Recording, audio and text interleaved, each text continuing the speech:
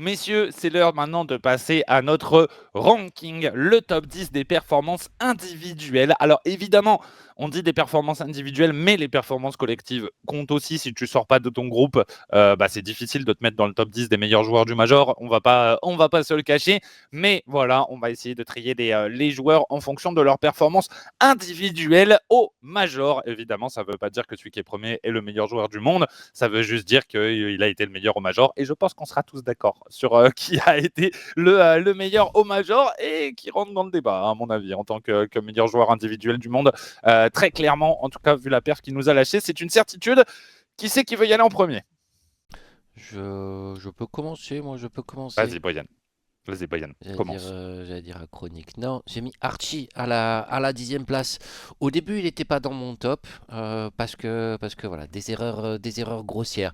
Puis j'ai réfléchi un petit peu, je me dis ok, cette domination qu'ils avaient collectivement avec encore une fois, j'ai repensé à ce que je disais tout à l'heure, ces phases de pression où ils arrivent à enfermer une équipe dans sa moitié de terrain.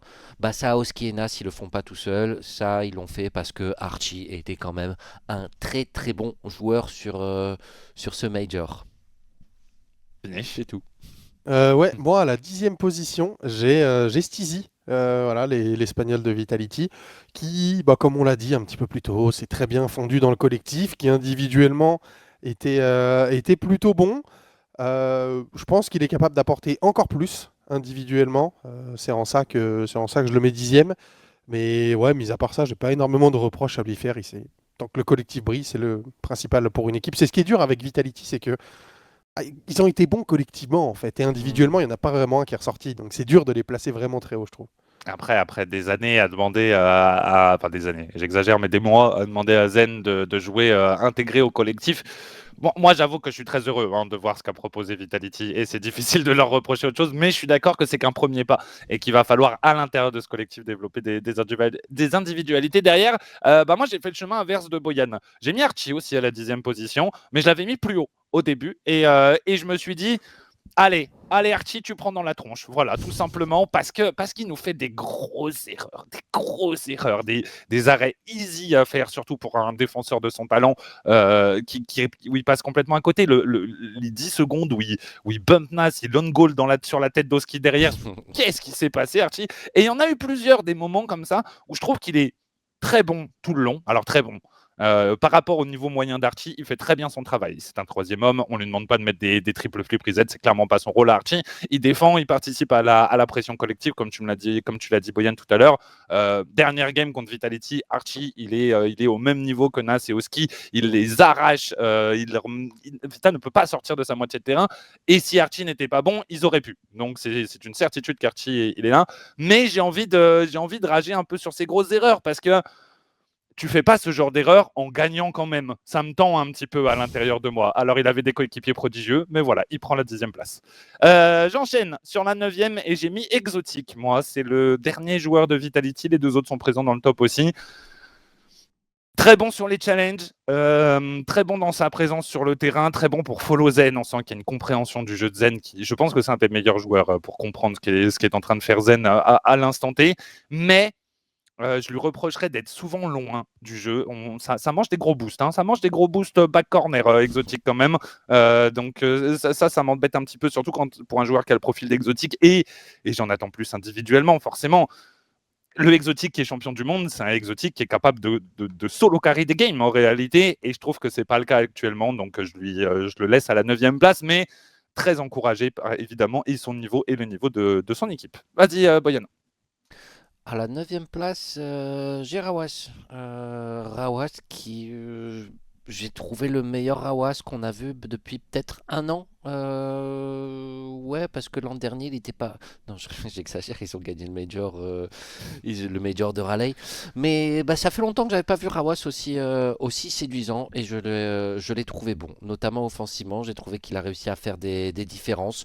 Je suis pas à 100% sûr de moi, mais ouais, j'ai un bon a priori. Je saurais pas l'étayer, j'ai pas vraiment vérifié les chiffres. Au début, je l'avais mis plus haut et ensuite j'ai regardé les chiffres et je me suis dit, ok, peut-être qu'il mérite pas d'être aussi haut, mais il m'a quand même marqué sur ce major et voilà, ça faisait longtemps qu'il n'était pas dans un de nos top 10, le voici.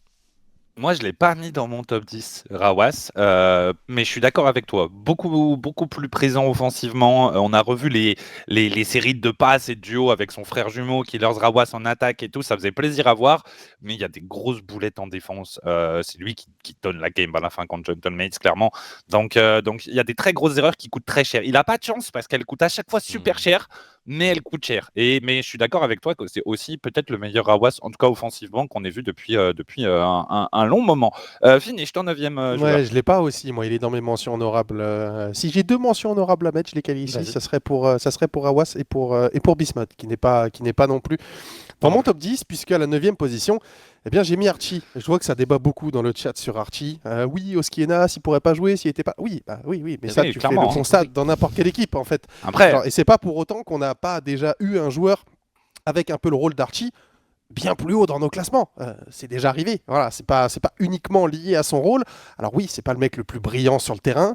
Oui, c'est pas le mec qui va te mettre des buts de fou, qui va passer 2 joueurs avec la balle, qui va te mettre une pression de zinzin. Le travail qu'il fait, il le fait très bien. Oui. Surtout le dimanche, il y a eu des grosses erreurs. Voilà, on sent que c'est un joueur qui avait de la pression aussi, parce que malgré toute son expérience et depuis le temps qu'il est sur la scène RLCS, c'est sa première finale de Major. Ouais. Voilà, il découvrait ce niveau de compétition aussi, donc on peut comprendre qu'il y a un petit peu de pression, tout n'était pas parfait, mais ça reste quand même, malgré tout, un peu à l'image d'un Exo, un joueur qui, pour l'instant, individuellement, il est assez limité. Voilà. Alors, il est bien accompagné, certes, mais je pense qu'individuellement, il est aussi capable de faire mieux. moi, c'est pour ça que je suis sévère avec Archie sur les erreurs. C'est parce que c'est un joueur qui n'a pas proposé individuellement et qui, du coup, ne peut pas se permettre de faire des grosses erreurs, selon moi. Oui. Soit tu es ultra stable, ultra. Genre. C'est pas le bon exemple, j'allais dire Daniel, mais c'est pas le bon exemple parce qu'en plus, il est excellent, Daniel. Mais voilà, soit tu es le défenseur nickel, tu fais jamais une erreur, tu distribues le jeu, tu fais les challenges qu'il faut et tout. Ce que fait Archie, c'est son rôle de faire ça. Et très bien. Soit tu fais des erreurs de temps en temps et les erreurs, il faut les rattraper. Et là, il ne les rattrape pas. Chaque grosse erreur, c'est des points en moins dans sa note et moi, ça le fait tomber, en fait, tout simplement. Parce que c'est le profil de joueur qui ne doit pas faire de grosses erreurs. C'est son rôle de ne pas faire de grosses erreurs, justement. Donc, pour moi, il intervient. Mais être top 10, être 10e d'un top 10, ça veut pas dire que c'est le moins bon joueur du Major. Hein. Ça veut dire que c'est le moins bon des tout meilleurs joueurs du Major. Donc, ça va. Hein. Archie, il a été fort. Hein. C'est bien juste d'exister dans notre top 10. Oui. Genre, il y a devrait des nous dire joueurs. merci. Oui. Il y a des joueurs que j'ai pour pas nous mis dans le remercier. top. Moi, voilà, Archie, de base, dans mon classement, je l'avais placé 8e. Il y avait 2 joueurs en dessous de lui. J'ai changé en réfléchissant, mais je considère que dans le top, dans les 3 derniers, c'est à peu près kiff-kiff. Et qu'Archie, il a été très bon. Ils n'auraient pas gagné si Archie n'était pas bon. Je voulais mettre oui. First Killer, moi, dans mon top 10. J'ai pas mis First Killer parce qu'il avait vraiment des Bah, notes de merde. Je pensais qu'il fallait quelqu'un de Shopify Rebellion, mais en fait, non. J'ai Et c'est comme hésité. ça qu'Archie est rentré dans le mien. J'ai hésité First Killer, j'ai hésité Seiko, j'ai hésité un petit peu, mais Ouais. ils n'ont pas été meilleurs que Archie, en Non. l'occurrence, pas meilleurs qu'Exotic, pas meilleurs que les joueurs qui sont présents dans mon top 10, selon moi. Finish, enchaîne avec ton top 8. À la 8e position, je crois que j'ai mis Exotique, si je ne dis pas de bêtises. En fait, ça a été Archie. Voilà, je trouve que Exotic Archie, c'est un petit peu la même comparaison en termes de jeu. Bon, Exo est un peu plus impliqué dans les offensives, je trouve. Mais il y a eu un petit peu moins d'erreurs. Je l'ai trouvé vraiment très stable sur ce Major. Et comme tu l'as dit, pour moi, ce qui fait la différence entre Exo et Stizy, c'est que Exo comprend un petit peu mieux Zen. Et du coup, il arrive à se mettre plus en valeur grâce à Zen. Voilà. On a souvent reproché à Vita au global de vouloir mettre Zen sur le devant de la scène. Nous, on a toujours dit ce qui serait bien, c'est que, alors oui, Zen, il est sur le devant de la scène par nature, parce qu'il est trop fort au jeu, mais que les autres en profitent aussi. Et je trouve que Exo a vraiment bien réussi à le faire sur ce Major, jusqu'à la finale où ça a été un petit peu plus compliqué. Mais les 3, en vrai. Ouais, mais parce que aussi, individuellement, il reste assez limité, malheureusement. Il y a toujours ce petit manque. Si tu prends les 5-6 meilleures équipes du monde, joueur par joueur, Exotic Archie, individuellement, ça va probablement être les joueurs les plus bas du classement que tu pourrais faire sur leur niveau. Ils sont capables de corriger ça, ils sont capables de l'améliorer, et malgré tout ça, ils sont capables de nous livrer des très bonnes performances, donc 8e. Moi, j'ai mis Stizy à la 8e position, l'Espagnol de chez Vitality, que je trouve, je suis d'accord avec Finish, je trouve qu'offensivement, il peut en faire plus, mais très bien fondu dans le collectif, vraiment présent sur le terrain. Défensivement, je trouve qu'il a été clutch, à de nombreuses reprises. Donc ouais, je suis très content de l'Espagnol. Je pense il a été recruté pour un joueur qui est capable de faire des différences offensives. Donc pour l'instant, c'est pas encore exactement à 100% ce qu'on attendait. Je pense qu'il y a encore beaucoup de travail du côté de Stizy et ça a été le cas que sur le Major et pas sur le reste du split. Mais sur le Major, je suis assez heureux. J'aimerais rajouter un truc sur Vita d'ailleurs. J'en ai pas parlé tout à l'heure et ça m'a fait penser à ce que tu étais en train de dire, Finish. Je trouve que le problème de Vita, c'est qu'on a Exotic Stizy, ça marche. On a Exotic Zen, ça marche. Mais Zen Stizy, ça n'existe pas. C'est même pas que ça marche pas, c'est que ça n'existe pas. On a très très peu de jeux entre les deux joueurs et c'est dommage parce que sur le papier, c'est entre ces deux joueurs qu'il devrait y en avoir le plus en réalité. Donc je pense que c'est une des pistes importantes pour Vitality pour la suite. Boyan, numéro 8. J'ai pas Stizy moi dans mon top parce que les joueurs de Vita se confondent un petit peu et enfin, ouais, non, mon argument ne tient pas parce que j'ai Exotic et Zen un petit peu plus tard, mais à la 8e place j'ai Beast Mode. Parce que j'ai écouté Finish, moi, tout le week-end. Il m'a dit Beast Mode, c'est le meilleur joueur du monde. Beast Mode, c'est le meilleur joueur du monde. Beast Mode, il a pas si mal joué. Je crois sincèrement ce que j'ai dit, que Daniel et Beast Mode étaient tout seuls. Ils emmènent quand même Energy dans quelques beaux matchs, quelques belles games, plutôt quelques belles prestations. Et au final, dans un top 4 qui reste une perf honorable. J'ai pas plus pour argumenter sur la présence de Beast Mode. Je le trouve toujours solide, toujours capable de faire des coups d'éclat. Je trouve pas qu'il fasse de grosses erreurs. Voilà, je pense Energy serait allé plus loin avec un Atomic un peu plus en forme. Ok, ça se tient. Je pense qu'il est aux portes. Moi, il est 11e, à mon avis, à Beast Mode. Mais déjà, il y a un petit peu de hate. On se permet en détente. Et je trouve qu'il est loin. Je suis d'accord que si on jugeait à plat, mais il est loin d'un Beast Mode Prime, quoi. Ouais. On l'a déjà beaucoup vu, Beast Mode, et il est capable de faire beaucoup plus, à mon avis. Et aussi, c'est n'importe quoi de s'effondrer dès que Zen touche le ballon. Beast Mode, c'est le pire des trois pour ça, je le dis. Il est paralysé par Zen. Je ne sais pas ce qui se passe, mais il est paralysé par Zen. Et je discutais un petit peu avec des gens qui étaient présents sur le Major, ils me disaient, avant de commencer certains matchs, Energy regarde des replays de Vitality et tout. Ils sont obsédés. Ils ont un problème. Et je pense que Bismuth, en tout cas dans ma tête, c'est celui qui l'incarne, ce problème. Ça ne veut pas forcément dire que c'est la réalité, mais c'est comme ça que je le ressens. Boyan, ton 7e. J'enchaîne avec le 7e. Oui. Vient le tour d'Exotique. Je pense que j'ai privilégié Exotique. Là, je suis en train de faire mon autocritique par rapport à ce classement que j'ai eu beaucoup de mal à établir. À part sur les 5 premiers, 5-6 premiers. Ouais, après Exotique, je crois que je suis très très très serein avec tous mes choix. Mais sur ce top 7 à 10, pourquoi Exo? Parce qu'ils vont en finale, parce qu'ils jouent très très bien. Pourquoi pas Stizy à la place d'Exo? Voilà, dans la continuité de ce qu'on disait, Vitality se fond dans un collectif. Ouais, il a été bon. Allez, bon, sors-toi de je sais ce pas. dans quoi tu t'es mis là, vas-y. Non, mais honnêtement, je sais pas trop. Je sais pas trop. On a été. La question pourquoi Exo et pas Stizy et pourquoi leur mate de Vitality. Ouais, pourquoi leur mate de Vitality est un petit peu plus haut dans mon classement, ça, je pense que ça va. Mais ouais. Exo il est français, Stizy il est espagnol. Voilà pourquoi lui il est là et l'autre il est pas là. Dis-le, Boyan, Voilà. que t'es chauvin, voilà, Bah ouais. tout simplement. C'est le pote Exo, ça va. Je suis le seul à avoir mis Stizy au-dessus. C'est beau. C'est beau. Moi, j'ai bien aimé la performance de notre Espagnol. Il utilise ça comme un argument pour dire je ne suis pas chauvin, regardez, je suis très objectif. Je suis peut-être le plus chauvin de nous tous. Mais effectivement, j'essaye de me couvrir un petit peu. Il faut bien. J'ai un ami espagnol. J'ai un ami espagnol. Non, j'allais dire une horreur. Finish, ton 7e. À la 7e place, me semble-t-il, que j'ai mis l'ancien Marocain préféré de ton Marocain préféré, ou toujours le Marocain préféré de Bachi en tout cas, Drali. Bien sûr. Voilà, bien évidemment. La bête. Alors, Non. Si, la bête, discret. la bête. Plus discret que depuis qu'il a été champion du monde, voilà, très clairement.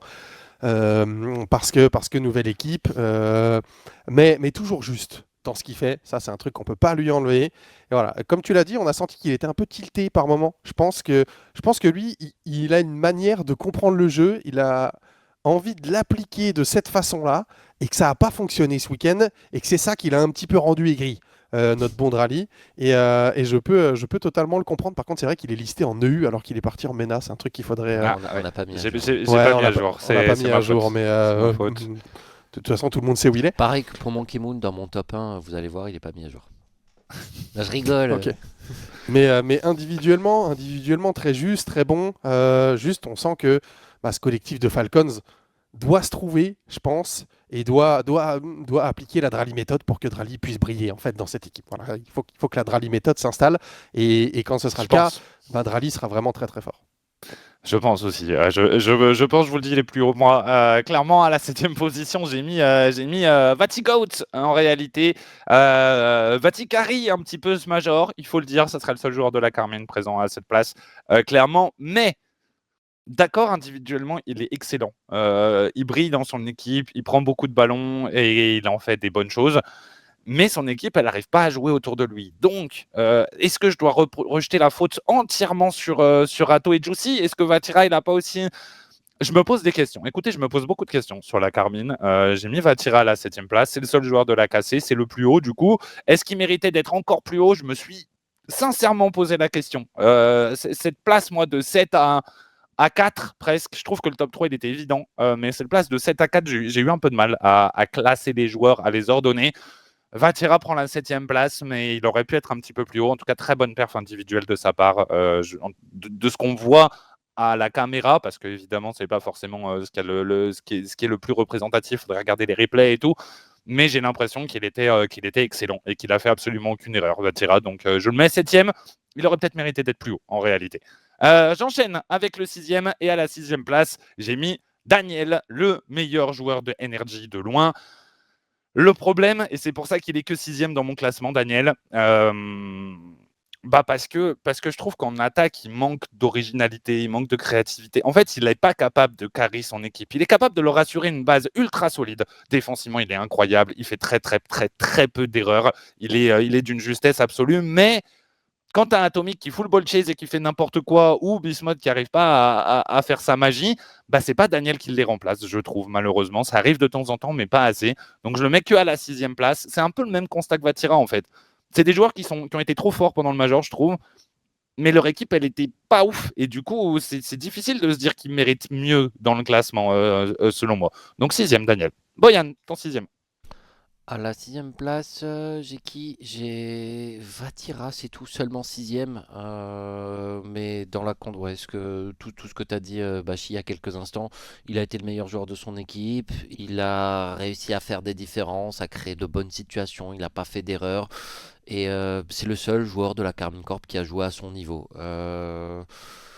Je l'avais un petit peu plus haut, mais je l'ai pondéré par les résultats. Enfin voilà, le top 6 qui reste quand même une petite déception. Mais Vatira était fidèle à lui-même. Voilà, il était dans son tournoi. Finish. Pareil que Boyan, à la 6e place, j'ai aussi mis Vatira. Je trouve que c'était dur de le mettre plus haut, dur de le mettre plus bas, voilà, parce qu'individuellement, il sort vraiment une grosse perf. Je ne vais pas répéter tout ce que vous avez dit, je suis totalement d'accord avec vos avis. Si je peux lui faire un reproche, c'est son tweet d'après-major. Oui. Voilà. Il est terrible. Il est terrible. Le message que tu peux laisser transposer, qui est probablement très loin de la vérité, hein, mais la première réaction, c'est je suis hyper fier de ma performance individuelle et tout. Sois-le, pas de problème, ne le tweet pas. Voilà. En tout cas, pas tout de suite après une défaite. En vrai, ou deux, voilà, une fois que c'est retombé. Mais là ça quand tu es fan, tu vois ça, tu te dis. Oui, donc le top 6, l'équipe et tout, très secondaire, voilà, c'est juste un peu la vibe que ça envoie. Je suis d'accord que, genre, je sais pas si ce qu'il veut dire, c'est ce qu'on comprend, mais tu vois Oui, le tweet, c'est mal exprimé. Mais... et le premier truc que tu comprends, c'est j'ai été très bon, mes mates n'ont pas été bons, on fait que top 6, ça arrive. Et ce n'est pas quelque chose que tu peux dire, surtout pas en tant que capitaine, selon moi. Par contre, après, il a peut-être juste été mal interprété ce tweet, mais le fait est que tout le monde l'a pris de la même façon. Je ne sais pas combien de gens qui sont venus me dire « T'as vu le tweet de Vatira ?» Oui, je l'ai vu et oui, on pense tous la même chose. Dommage ce tweet, je suis entièrement d'accord. S'il est mal formulé, ça arrive, mais ça aurait peut-être été bien de clarifier un petit peu, et surtout dans un moment où tu sens que l'équipe va pas très bien, remettre un coup de plus comme ça, si jamais c'était ce qu'il voulait dire, c'est pas malin à mon avis. Enchaîne avec ton 5e finish. Eh bien, à la 5e position, j'ai mis le Saoudien Killers, voilà, Killers, comme vous voulez. Bah, qui, comme toujours, en compétition internationale, est très bon, hein, voilà, ça fait des années que ça dure maintenant, ça ne change pas. Il peut être un petit peu plus décevant des fois en online, mais dès qu'on arrive en LAN, offensivement parlant, il est toujours extrêmement bon. Ça a encore été le cas durant ces 4 jours à Boston. Donc, pas grand-chose à lui reprocher. Encore une fois, top 5, c'est vraiment très bien. De mon côté, j'ai mis Killers aussi à la 5e position. Je te rejoins. Il est trop fort. Il est trop offensivement. Je trouve que c'est un des tout meilleurs joueurs du monde offensivement. Il marque trop de buts. C'est vraiment l'instinct du buteur à l'état pur. Killers, c'est impressionnant. 5e parce que Falcon ne fait pas mieux. Je me suis permis de mettre un autre joueur de Falcon juste devant, mais peut-être que je suis pas. Peut-être que je suis pas super objectif. Peut-être. Et alors? Et qu'est-ce que je m'en fous? Voilà. Il est 5e, Killers. Tant pis pour lui. Une gorge à toute épreuve. Vas-y, Moyane. Mon Dieu, j'ai aussi Killers. Qui était pour moi de loin, hein, et comme depuis longtemps, le meilleur joueur des Falcons. Non, Drali n'est pas dans mon top 10. Ouah, choqué. Ce que tu m'as dit sur Bismode, c'est vrai. C'est vrai aussi pour Drali. Drali, il est tellement fort que quand il fait ça, quand il est là, il est bougon, il boude, il est pas heureux de jouer. Et pas bon, Drali. Non, Drali. Non, il a été bon, Drali, c'est pas vrai. Ah, C'est pas grave, je ferai mon speech après. Du coup, ouais, bah, Killers 5e comme vous, rien à rajouter. Enchaîne, 4e. À la 4e place, je crois que j'ai Daniel. J'ai bel et bien Daniel. Fer de lance d'énergie. Il a été. Ouais, ce que tu dis me fait réfléchir. Daniel qui arrive pas à faire des différences individuelles.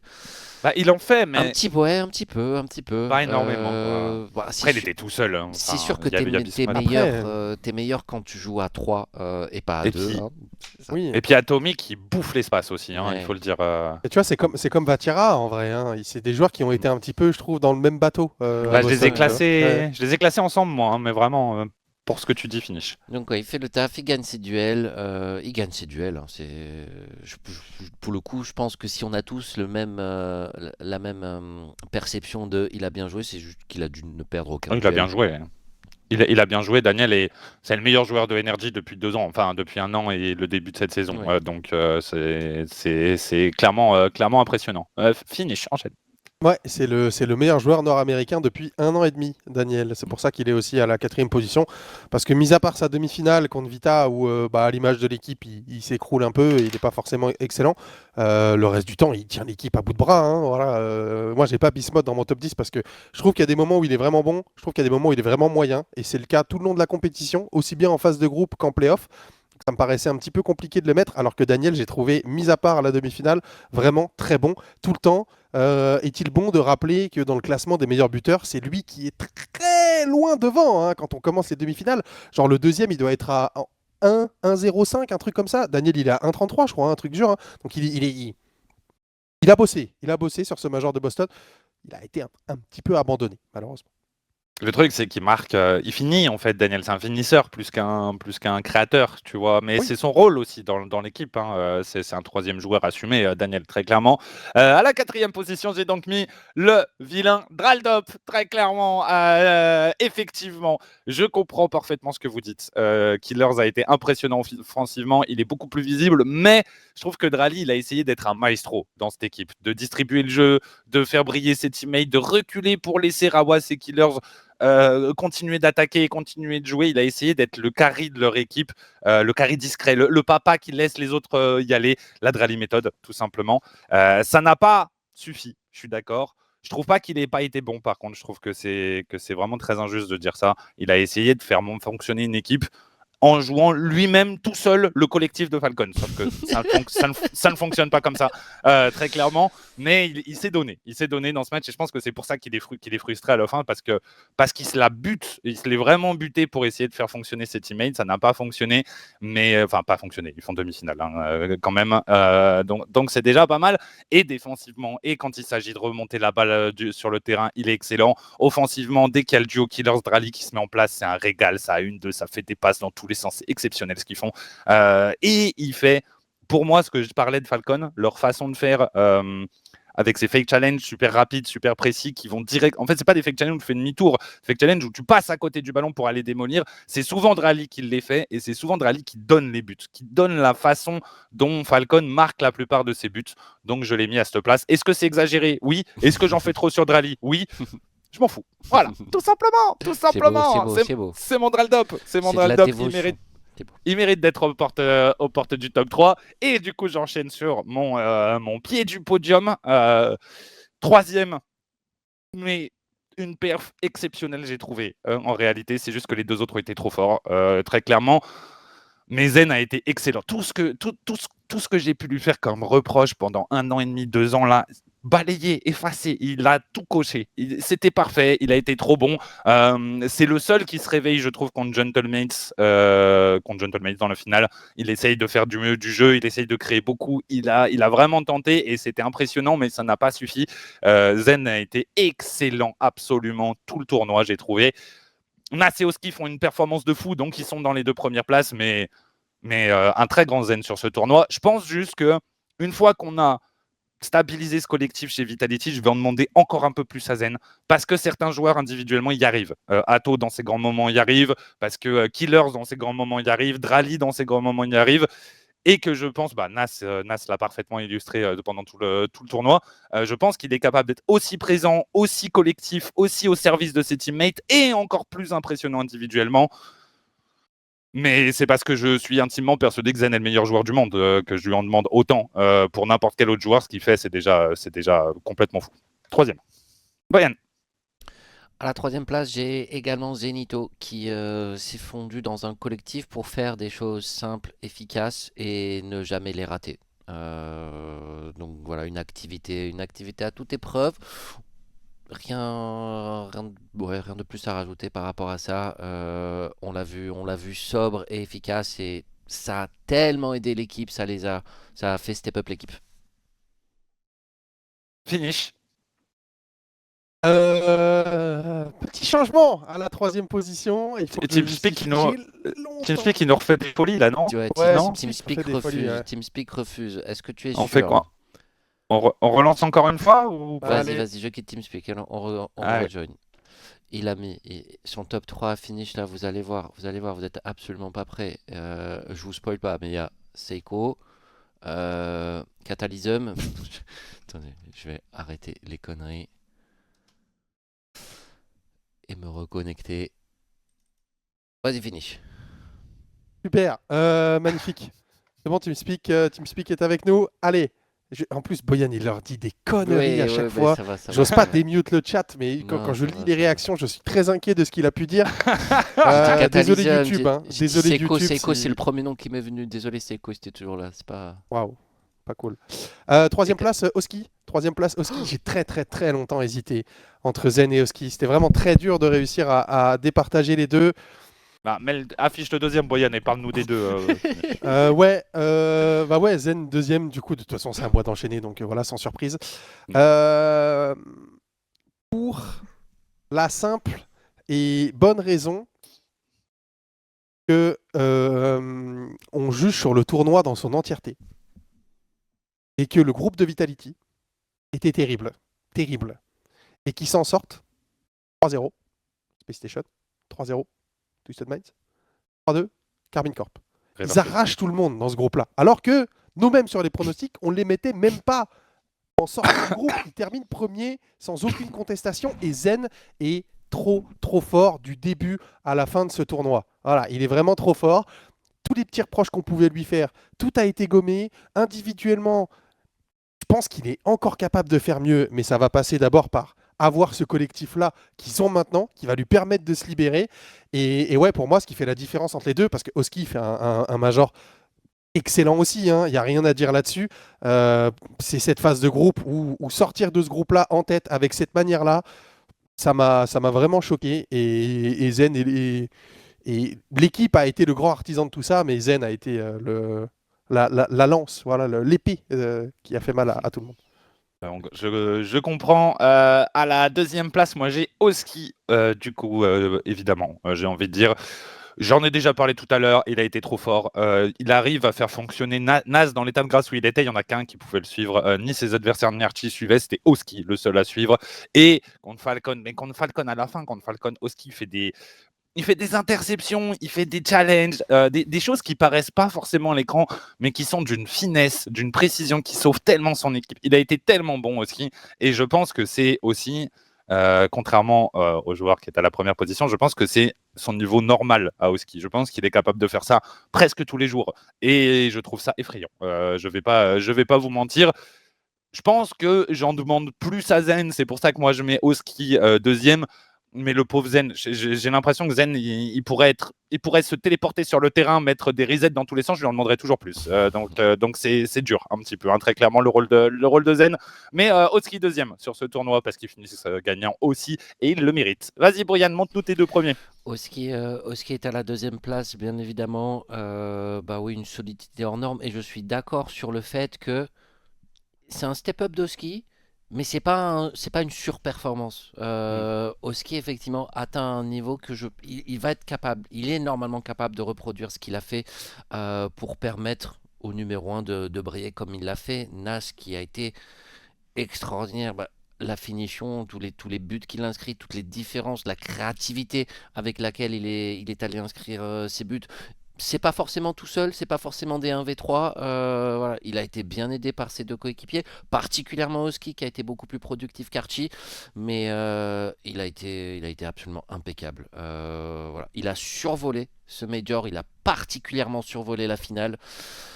Et une telle prestation individuelle, un tel écart entre un joueur et le reste d'un lobby en Major RLCS, je n'avais jamais vu ça. La prestation individuelle de Nas est, je pense, l'une des meilleures de l'histoire de Rocket League, en tout cas par rapport à ses adversaires. Vas-y, finish, il y a moyen. Pour confirmer ce que tu disais, Boyan, vas-y, finish. Première place, Nas, hein, voilà, bien sûr. Moi, pour revenir sur Oski, juste 2 secondes, et je crois que je l'ai dit pendant le Major, mais pour moi, Oski, c'est le Alpha 54 version 2026.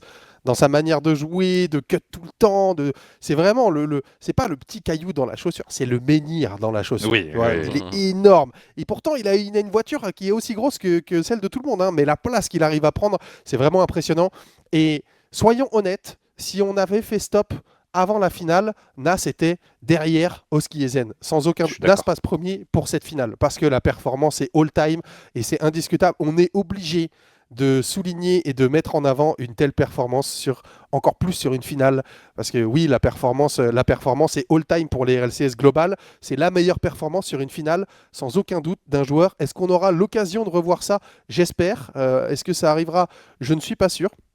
Mais ce que Nas a fait sur la finale, comme on a dit tout à l'heure, tout ce qu'il tente, il le réussit. Il va te chercher des resets dans des positions aberrantes, il te l'envoie en pleine lucarne. La première action, il prend un reset, il le fait, il envoie deux joueurs à l'aéroport directement qui partent. Et ça fait 30 secondes que la finale, elle a commencé. Et derrière, il t'en réserve encore 2 autres comme ça, tu vois. C'est trop. C'est trop ce qu'il a fait sur la finale. C'était une humiliation pure et dure. C'est trop. À la première position, Nas aussi, Nassim Bali, Nas la menace, trop fort. Ouais, je vous rejoins, il n'y a rien d'autre à dire. Je suis d'accord, je pense que c'est la meilleure perf individuelle jamais produite dans une finale, ou en tout cas, ça remonte à bien loin. Il faut remonter genre, dans des saisons où ce n'est pas comparable, genre 2, 3 peut-être, pour pouvoir avoir quelque chose d'équivalent. Et encore, je ne suis pas sûr que ça soit équivalent. Nas a été monstrueux, je vous rejoins parfaitement. Premier mérité de la part part de Nas. Et je suis aussi d'accord avec Finish que c'est la finale qui le fait passer premier. Sinon, je mettais Oski très probablement premier de mon côté. Mais on en a terminé avec ce top 10. Nas, Oski, Zen dans le top 3 de tout le monde, tout simplement, que ce soit la deuxième ou la troisième position. Ça ne change pas grand-chose. On a été d'accord sur nos 3 meilleurs joueurs du tournoi et je pense que la plupart des gens seront d'accord puisqu'il n'y a pas grand-chose à dire. On a eu des performances XXL de la part de ces 3 joueurs et notamment individuels en réalité. Même si Zen se font plus dans un collectif, il est quand même individuellement absolument monstrueux.